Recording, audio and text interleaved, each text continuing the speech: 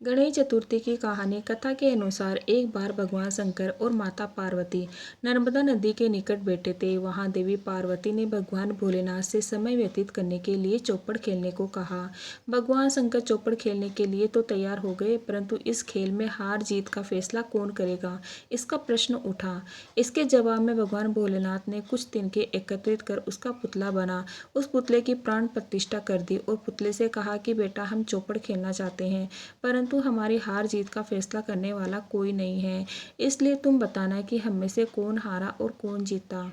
यह कहने के बाद चौपड़ का खेल शुरू हो गया। खेल 3 बार खेला गया और संयोग से तीनों बार पार्वती जी जीत गई। खेल के समाप्त होने पर बालक से हार जीत का फैसला करने के लिए कहा, तो बालक ने महादेव को विजयी बताया। यह सुनकर माता पार्वती क्रोधित हो गई और उन्होंने क्रोध में आकर बालक को लंगड़ा होने व कीचड़ में पड़े रहने का श्राप दे दिया। बालक ने माता से माफ़ी मांगी और कहा कि मुझसे अज्ञानतावश ऐसा हुआ है, मैंने किसी द्वेष में ऐसा नहीं किया। बालक के क्षमा मांगने पर माता ने कहा कि यहाँ गणेश पूजन के लिए नाग कन्याएं आएंगी, उनके कहे अनुसार तुम गणेश व्रत करो, ऐसा करने से तुम मुझे प्राप्त करोगे। यह कहकर माता भगवान शिव के साथ कैलाश पर्वत पर चली गई। ठीक 1 वर्ष बाद उस स्थान पर नाग कन्याएं आई। नाग कन्याओं से श्री गणेश के व्रत की विधि मालूम करने पर उस बालक ने 21 दिन लगातार गणेश जी का व्रत किया। उसकी श्रद्धा देखकर गणेश जी प्रसन्न हो गए और श्री गणेश ने बालक को मनोवांछित फल मांगने के लिए कहा। बालक ने कहा कि विनायक, मुझ में इतनी शक्ति दीजिए कि मैं अपने पैरों से चलकर अपने माता पिता के साथ कैलाश पर्वत पर पहुंच सकूं और वो यह देख प्रसन्न हो। बालक को यह वरदान दे श्री गणेश अंतर्ध्यान हो गए।